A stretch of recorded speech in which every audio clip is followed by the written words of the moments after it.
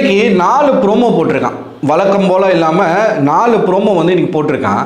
4 ப்ரோமோவும் பார்த்தீங்கன்னா அதில் ஒன்றுமே இல்லை, கீழே போட்டுரு அப்படிங்கிற மாதிரி தான் இருக்குது. எதுக்கு அப்புறம் என்னமோ எல்லாரையும் வச்சு செய்கிற மாதிரியும் எல்லா விஷயத்தையும் அட்ரஸ் பண்ண மாதிரியும் உங்களுக்கு 4 ப்ரோமோ வேற ஒரு கேடா. இதை பற்றி போட்டாலும் மக்கள் பார்ப்பாங்களா? ஏற்கனவே இந்த ஷோ வந்து ரொம்ப அடிமட்ட ரேஞ்சுக்கு போய்கிட்டு இருக்கு. கேட்க வேண்டிய எதுவுமே கேட்கவும் மாட்டீங்க. இவர் வந்து வேலைக்கு ஆக மாட்டார். எப்படி சேதுபதி அவர்கள் வந்து அவருடைய ஈகோ என்னைக்கு ட்ரிகர் ஆகுதோ, என்னைக்கு ஈகோவை யாருன்னா டச் பண்ணுறாங்களோ அன்னைக்கு உடையிறாரே தவிர்த்து மற்றபடி சேதுபதி வந்து சாதாரண பதியாக தான் இருக்கிறாரு. சேதுவை காணும். சரிக்கு 4 ப்ரோமோ போட்டிருக்காங்களே, அந்த 4 ப்ரோமோவில் என்னத்தை காட்டியிருக்காங்கன்னு பாருங்களேன். முதல் ப்ரோமோவில் பிரஜின் அவர்களுடைய எவிக்ஷன், அது வந்து அன்ஃபேர் எவிக்ஷன் அப்படிங்கிறத எல்லாருமே சொல்லிக்கிட்டு இருக்காங்க. ஏன்னா இன்னும் கொஞ்சம் நாட்களுக்கு இருக்க வேண்டிய ஒரு கண்டஸ்டன்ட் தான் பிரஜின். ஏன் எஃப்ஜே அனுப்பலை, ஏன் கனி அனுப்பலை? கனி எதுக்காக சேவ் பண்ணுறீங்க, எஃப்ஜே எதுக்காக சேவ் பண்ணுறீங்க? சுபிக்ஷாவுக்கு ஓட்டு இல்லை, இருந்தாலும் சுபிக்ஷா ஒரு நல்ல கண்டஸ்டன்ட், அவங்கள வச்சுக்கிட்டீங்க, பிரஜனை வந்து அனுப்பி விட்டீங்க. இது ஒன்று, அதை வந்து ஃபர்ஸ்ட் ப்ரோமோவில் காட்டுறாங்க. ரெண்டாவது ப்ரோமோவில் கானா வினோத்தை திட்டுறாருங்க. இன்றைக்கி தாங்க தெரிஞ்சிருக்குது. நிறைய பேர் கேட்குறீங்க கானா வினோத் என்ன வார்த்தை யூஸ் பண்ணாருன்னு. ஏங்க அவர் எகிரிட்டு போகிறது ஒரு மாதிரி, ஏன் மொக்க இந்த சீன்லாம் என்கிட்ட போடாத, அப்புறம் அந்த மார்கழி மாதம் பக்கத்தில் வராத, இதெல்லாமே தான் அவர் விடுற வார்த்தை. ஏன்னா அசிங்கமாக பேசணும்னு நினைக்கிறீங்களா, இல்லை அந்த மாதிரி வார்த்தை பேசினா தான் தப்பா? இந்த லோக்கலாக நம்ம ஏரியாக்குள்ளே பேசிக்கிட்டு இருக்க அந்த கெட்ட வார்த்தைகளை பயன்படுத்தினா தான் தப்புன்னு நினைக்கிறீங்களா? இப்போ ரம்யா பேசுன மாதிரி வினோத் பேசலை. வினோத் அந்த மாதிரி பேசவும் கூடாது. அதே மாதிரி இதுவும் பேசக்கூடாது, இந்த மொக்கன்றது. ஏன்னா எங்கேருந்து நம்ம வரோன்றதை நம்மளுடைய வார்த்தைகள், நம்ம பேச்சு தான் காட்டி கொடுக்கும்.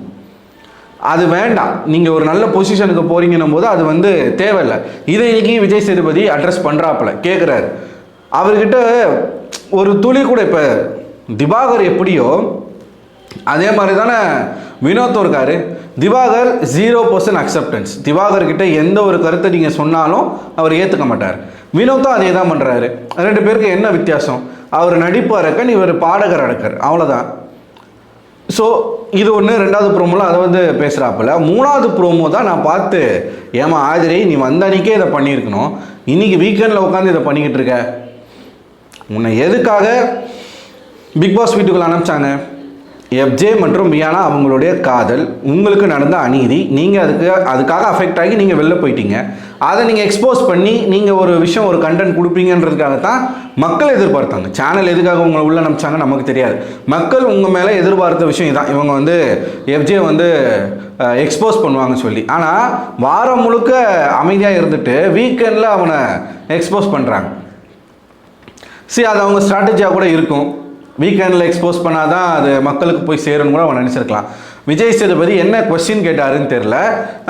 ஆதிரை வந்து எஃப்ஜேவை இவர் வந்து தன்னுடைய கேமுக்காக ஒரு பொண்ணை யூஸ் பண்ணி அந்த பொண்ணை வீக்காக்கி அந்த பொண்ணு மேலே ஏறி போய் இவர் முன்னாடி போயிடுவார், அந்த பொண்ணு வந்து வெளில போயிடுவாங்க. லிட்ரலாக அவருடைய விளையாட்டுக்காக ஒரு பொண்ணை யூஸ் பண்ணிக்கிறாரு அப்படின்ற ஒரு அக்யூசேஷனை எஃப்ஜே மேலே வைக்கிறாங்க. இப்போ தெரியும் எஃப்ஜேவுக்கு எந்த அளவுக்கு ஆதிரை வந்து எஃப்ஜே மேலே வெறுப்பாக இருக்காங்க அப்படின்னு சொல்லி. ஸோ அதை நீங்கள் பேசும்பொழுது வியானாவை காட்டுறாங்க, எஃப்ஜேவை காட்டுறாங்க. வியானா என்ன சொல்ல போகிறாங்கன்னு தெரில. அதே மாதிரி பார்வதியும் பேசுகிறாங்க. இந்த மாதிரி கொஸ்டின்ஸ் வந்து அங்கே கேட்குறாரு. கடைசியாக பார்த்தீங்கன்னா இன்னும் இந்த கேள்வியை எத்தனை இடங்களில் கேட்பீங்கன்னு எனக்கு தெரில. எத்தனை பேர்கிட்ட இந்த எத்தனை நாட்கள் இந்த கேள்வியை கேட்டுட்ருப்பீங்க? ஏகப்பட்ட முறை இந்த கேள்வியை கேட்டாப்புல மறுபடியும் அதே தான் கேட்டுறாரு. யார் இந்த வீட்டுக்குள்ளே ஒருத்தரை மிதித்து இன்னொருத்தர் மேலே போகணும்னு நினைக்கிறது அப்படின்னு கேட்குறாப்புல. பிரஜன் வந்து கனியை சொல்கிறாரு. இவங்க பார்வதியும் கனி, சபரி, எஃப்ஜே இவங்க 3 பேரையும் சொல்கிறாங்க. இந்த கேள்விகள் வந்து என்ன மாற்றத்தை கொண்டு வரப்போகுது? ஆக்சுவலாக பேச வேண்டிய சம்பவம் இருக்கா இல்லையா? இருக்கிற சம்பவத்தை பேசினாலே ஷோ நல்லா இருக்குமே. எக்ஸ்ட்ரா கேள்விகள் கேட்குறேன்னு சொல்லி எதுக்காக இவர் கேட்குறாரு? சேனல் வந்து ஃபிக்ஸ் பண்ணிட்டாங்க. கானா வினோத் வந்து top 1, Parvati top 2, Vikkals top 3, கனி டாப் 4, டாப் 5ல் வந்து திவ்யா. இந்த 5 பேர் டாப் 5க்கு போகிறாங்க. இதில் வின்னர் வந்து ஒருத்தர். இப்போ நம்ம ஃபேட்மேன் என்ன சொல்கிறாரு? பார்வதி தான் வின்னரு, விக்கல்ஸ் வந்து ரன்னரு. அவர் வந்து ப்ரெடிக்ட் பண்ணுறாராமா. அவர் வந்து திவாகருக்கு சொம்படிச்சிட்டு இருந்தாப்புல. இப்போ திவாகர் போன பிறகு பார்வதிக்கு சொம்படிக்கிறாரு. அவரும் வந்து எப்படிப்பட்ட ஒரு டைப்புன்னா, யார் ஷோக்கு கண்டென்ட் கொடுக்குறாங்களோ அவங்க தான் பெஸ்ட்டுன்னு பேசக்கூடிய ஒரு பர்சன். இந்த பக்கம் இன்னும் சில பேர் வந்து கானா வினோத்தை தான் டைட்டில் வின் பண்ணுவார். 2வது பொசிஷனில் பார்வதி இருப்பாங்க. ஆனால் பார்வதி இருக்கக்கூடாது அப்படின்னு சொல்லக்கூடிய ஆட்கள் நம்ம கையில் இல்லையே. பார்க்குற மக்களில் டிசைட் பண்ணணும். மக்களுக்கு தான் கண்டென்ட் தானே பிடிச்சிருக்கு. அவங்களுக்கு கேரக்டர் தேவையே கிடையாது. அவங்களுக்கு தேவை ஒரே ஒரு கண்டென்ட். சரி, இதையெல்லாம் இருக்குதுப்பா, எப்படியாச்சும் இந்த சீசனை நீங்கள் முடிச்சு கட்டுங்க, எங்களுக்கு இந்த சீசன் பார்க்குறதுல விருப்பமே இல்லை, எனக்கே ரிவ்யூ பண்ணுறதுல விருப்பம் இல்லை. இப்போ நம்ம கண்டென்ட்டு நல்லா இருக்கணும். கண்டென்ட் நல்லா இருந்தால் தான் வியூஸ் போகும். வியூஸ் போனால் தான் நம்ம போடுற வீடியோஸ்க்கு நமக்கு கொஞ்சம் என்கரேஜ்மெண்ட்டாக இருக்கும். பரவாயில்ல, இத்தனை பேர் பார்த்துருக்காங்க, நம்ம அடுத்து ஒரு கண்டென்ட் போடலாம் ஆர்வமாக. இப்போ நீங்கள் சில நேரங்களில் பார்த்தீங்கன்னா எந்தெந்த நாட்களில் கண்டென்ட் இல்லையோ நான் வந்து 2-3 வீடியோ தான் போட்டிருப்பேன். என்ன பேசுறதுனே தெரியாது. இப்போ இந்த ப்ரோமோ உட்காந்து ஒரு ப்ரோமோவாக நான் போட்டு என்ன பண்ண போகிறேன்? 30 செகண்டு, அதை 8 நிமிஷத்துக்கு நான் எதை பேசுவேன்? பேசுறதுக்கு எதுவுமே இல்லை. ஸோ அதனால் இன்ட்ரெஸ்ட் போகுது. இன்ட்ரெஸ்ட் போகிறதுனால நம்ம வீடியோஸ் வந்து போடுற மனசே வரமாட்டேங்குது.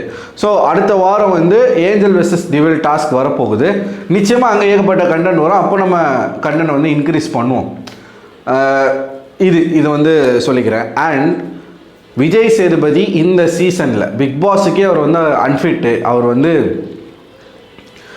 பேச அவருக்கு வரல. இப்போ மக்கள் வந்து எந்த இடத்துக்கு நகர்றாங்க அப்படின்னு பார்த்தீங்கன்னா, இவருக்கு பதிலாக சிம்பு வரலாம் அப்படின்னு சொல்லிக்கிட்டு இருக்காங்க. ஆனால் விஜய் டிவி இந்த சீசன் விஜய் டிவியினுடைய பேரை மொத்தமாக கெடுத்துருச்சு அப்படிங்கிறது சேனல் வந்து உணர்ந்திருக்கிறாங்க. உணர்ந்த காரணத்தினால் சேனல் ஒரு முடிவை எடுத்திருக்கிறதாக ஒரு தகவல் வருது. என்ன தகவல் அப்படின்னு பார்த்தீங்கன்னா, பிக் பாஸ் அல்டிமேட் சீசன் 1 வந்துச்சு. இதில் பிக் பாஸில் இருந்து கலந்துக்கிட்ட எக்ஸ் கண்டஸ்டன்ட்ஸ், அதுக்கு முன்னாடி 4 வருஷம் கலந்துக்கிட்ட எக்ஸ் கண்டஸ்டன்ட்ஸ் வீட்டுக்குள்ளே வந்தாங்க. பாலாஜி முருகதாஸ், இவங்க அபிராமி, ஜூலி, வனிதா, பல்வேறு நபர்கள் வந்து வந்திருந்தாங்க. அது வெறும் 75 நாட்கள் மட்டுமே நடக்கும் அல்டிமேட் சீசன் 1. முதல்ல அல்டிமேட்டில் இருந்து தான் 24/7 லைவ் ஸ்ட்ரீமிங்கே ஆரம்பிச்சது. ஸோ அந்த சீசனில் பார்த்தீங்கன்னா பாலாஜி தான் ஜெயித்தார். இப்போ சீசன் 4ல் ஆரி வந்து டைட்டில் வின் பண்ணப்போல பாலாஜி வந்து ரன்னர்.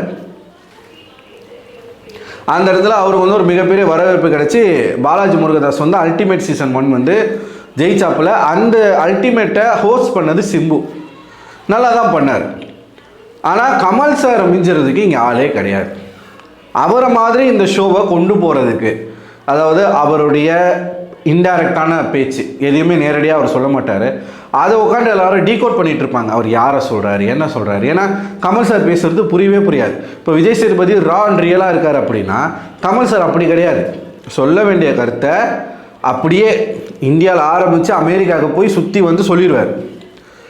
அதை உட்காந்து கண்டஸ்டன்ஸ் யோசிச்சுட்டே இருப்பான், என்ன சொல்லியிருக்காங்க, ஏது சொல்லியிருக்காங்க. நமக்குமே அது இன்ட்ரெஸ்டிங்காக இருக்கும். எதுவாக இருக்கும், என்ன இந்த மனுஷன் எப்படி சொல்லியிருக்காரு, இந்த வாரத்துக்கு என்ன அர்த்தமாக இருக்கும் அப்படின்னு உட்காந்து நம்ம குழப்பிட்டு இருப்போம்.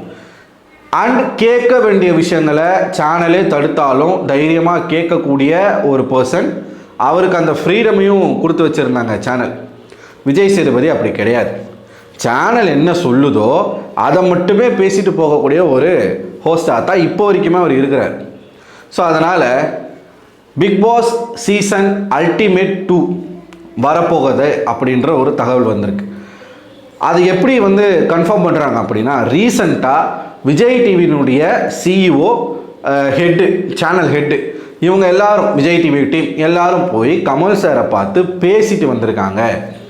அந்த புகைப்படம் கூட சமூக வலைதளங்களில் ரிலீஸ் ஆகிட்டு அதுவும் ஒரு பக்கம் வைரலாக போய்கிட்டு இருக்கு. ஸோ இதை வச்சு நம்மளுடைய ஆட்கள் என்ன சொல்ல வராங்க அப்படின்னு பார்த்தீங்கன்னா, வரக்கூடிய மார்ச் அல்லது ஏப்ரல் மாதத்தில் பிக் பாஸ் அல்டிமேட் சீசன் 2 வரப்போகிறதாகவும் அதை வந்து ஹோஸ்ட் பண்ண போகிறது கமல் சார் அப்படின்னு சொல்கிறாங்க. இப்போ இதில் கமல் சார் வந்தாருன்னா சூப்பராக இருக்கும், வேறு லெவலில் இருக்கும், அதில் மாற்று கருத்து கிடையாது. ஆனால் இப்போ ஆல்ரெடி விஜய் சேதுபதி வந்து ஒரு 2 வருஷம் ஹோஸ்ட் பண்ணிகிட்ருக்காப்புல. சிம்பு அவர்கள் வந்து அல்டிமேட்டை ஹோஸ்ட் பண்ணதுக்கான காரணம் கமல் வந்து அந்த இடத்துல அப்போ அவர் வந்து அவைலபிளாக இல்லை. இப்போது அல்டிமேட் சீசன் 2 வருது, கமல் சாரை சேனல் வந்து ஹோஸ்ட் பண்ண வைக்கிறாங்கன்னா கண்டிப்பாக கமல் அவர்கள் வந்து விஜய் சேதுபதியை தூக்கி சாப்பிட்டு போயிடுவாப்பில் ஹோஸ்டிங்கில். அப்போ அது வந்து மக்களுக்கு மறுபடியும் கமல் சார் மேலே ஒரு ஈர்ப்பையோ ஒரு எப்படி சொல்கிறது, ஒரு கமல் சார் வந்து இல்லாமல் போயிட்டாரே அப்படின்ற ஒரு பேச்சு வந்துடும். அது யாருக்கு மிகப்பெரிய ஒரு அடியாக விழுன்னு பார்த்தீங்கன்னா சேதுபதி அவர்களுக்கு தான். அதை அவர் ஒத்துப்பாரா அப்படிங்கிறது நமக்கு தெரில. ஸோ அவர் வந்து ஓகே பரவாயில்ல கமல் சார் பண்ணட்டும், நான் வந்து சீசன் 10 பண்ணுறேன் அப்படின்னு பெருந்தன்மையாக சொல்ல போகிறாரா, இல்லை நான் தான் பண்ணுவேன், அது நான் இருக்கும்போது நீங்கள் எப்படி அவரை கொண்டு வருவீங்க, அது என்னோடய இமேஜை பாதிக்கும் அப்படின்னு சண்டை போடுவாரா தெரியாது நமக்கு. ஆனால் ஒன்றுங்க, கமல் சார் வந்து அல்டிமேட் வந்துச்சுன்னா நல்லா இருக்கும்.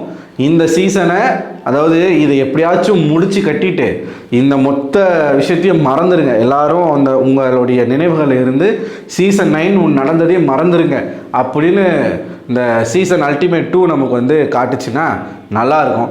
எல்லாரும் புலம்பிக்கிட்டு இருக்காங்க. நான் ஒரு பக்கம் புலம்புறேன்னு பார்த்தா என்கிட்ட பல பேர் புலம்பிக்கிட்டு இருக்காங்க. எதை கேட்குறதுனே நமக்கு தெரில. ஸோ நீங்கள் என்ன நினைக்கிறீங்க? கமல் சார் வந்து அல்டிமேட் சீசன் 2 ஹோஸ்ட் பண்ணால் எப்படி இருக்கும்?